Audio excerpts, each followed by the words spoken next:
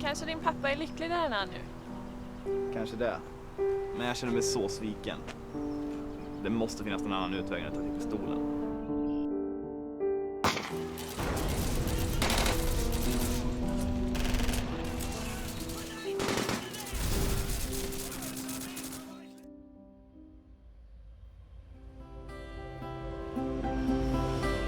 Farsan var manusförfattare och jag vet att han skickat sitt sista alster till ett produktionsbolag.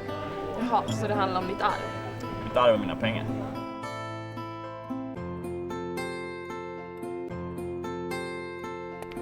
Vad är det här? Den är gjord av en som heter Reuter Svärd. Och det sägs att den visualiserar människors bön om fred, inte om seger. Krig och vapen suger. Jag ska ägna mitt liv åt kärlek och inte våld.